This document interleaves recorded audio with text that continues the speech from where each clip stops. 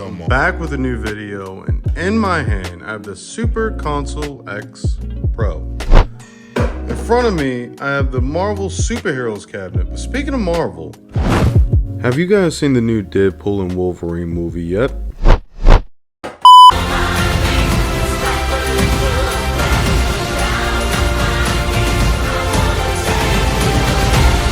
Haven't seen it, go see it. The movie was great.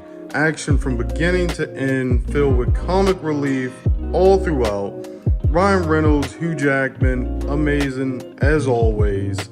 So if you haven't seen it, go see it. If you have, let me know what you think about it in the comments. But let's get back on track. Marvel Superheroes, made by Arcade 1UP, fully modded, with over 66,000 games on it. How did I do it? Why did I do it? What's the pros, cons, and, well, was it worth it? Let's see. Perfect.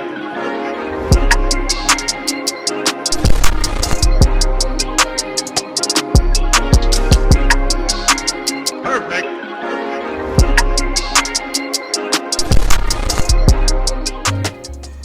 Alright guys, let's get into it. As you can see here, this is my fully modded arcade after a little bit of TLC. So let's start with the why.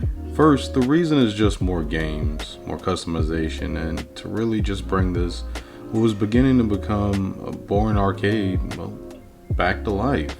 For example, here you can see me playing Mario Kart 64, controls are responsive. We have the old Mortal Kombat from Super Nintendo, running smooth, zero issues. I even have racing games. As you can see, I'm running Need for Speed. One of my favorites, Super Smash Bros. 64. And of course, we even have Soul Calibur. So Arcade 1UP came out late 2018, and you probably have seen these in your local Walmart with a price tag around 400 bucks. When I finally decided to get one, I didn't mind a used cabinet and was hoping to find one for a cheaper price. So I quickly ran the Facebook Market, searched up Arcade 1UP, and surprisingly, a lot of people were selling theirs. I was looking for a Marvel's vs. Street Fighter, but with no luck, I ended up just settling for a Marvel's Heroes cabinet. This 1UP comes with 3 games: Marvel Superheroes, X-Men Children of the Atom, and The Punisher. On the back, you can see that this is a official licensed 1UP cabinet.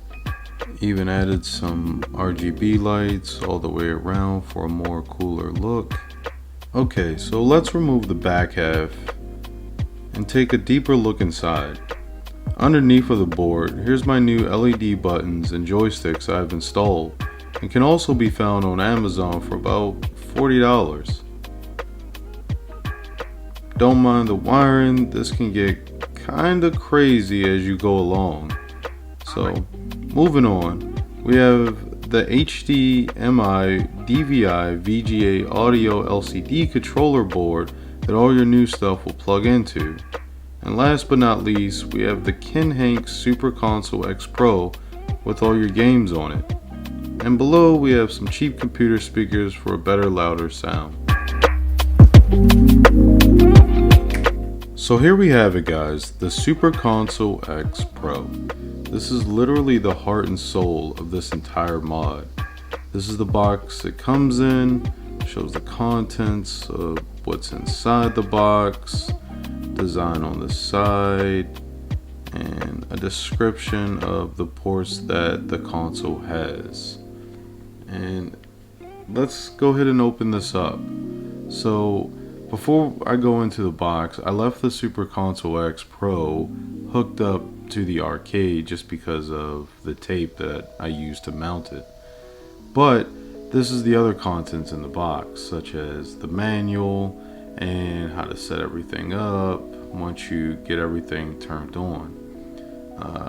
This here is the USB dongle that you can use to connect more players, so that way if you wanted to, you could probably have up to at least 4. I don't know, I haven't even tried it yet. And this is a little manual for how to set up the wireless controllers. Inside you have two PlayStation 2 controllers, buttons as normal, and on the back you can open it up to see that you have the wireless adapter piece to plug in. And here is the other one, and that's it. Now, if you're interested in how I did this, I definitely recommend going over to Dad Gamer TV and checking out his Arcade 1-Up tutorial.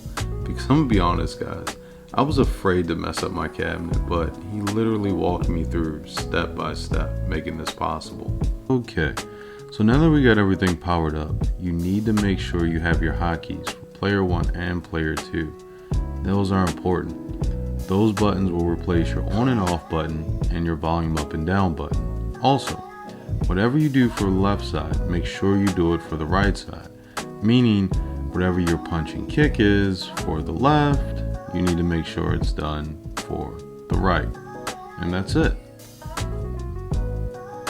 Okay guys, so with several different emulators that you can pick and choose from, I mean the list just really goes on, and it's a big variety of games to choose from. But let's just say once you choose your emulator, you'll just kind of scroll down through the list of games it has, and I mean the list really does go on. So for each emulator that you choose to play, you're going to want to go into your options and advanced system options, and you're going to want to make sure that you change your game ratio to 16:9. That is very important so that you can see the full screen of the game, from bezel to no. Now, once you do this for each emulator, it will save, so the next time you play, your settings are already there, which is pretty cool. There you have it guys.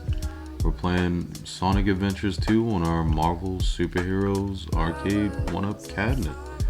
So I want to kind of drop in here and show you guys a little tip of how to turn the volume up and down. So right now I'm holding the hotkey and pressing up and down with the joystick as a shortcut of turning the volume up and down.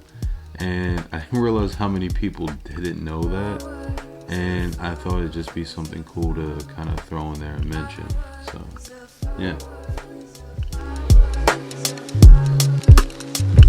Come on. Alright guys, and that is my review of the Marvel Superheroes cabinet, fully modded. Oh wait, one last thing. So when you mod these Arcade 1-Ups, for whatever reason, you lose a little bit of sound quality from the original speakers. So that's why I have basic computer speakers, but they do the job and they sound amazing.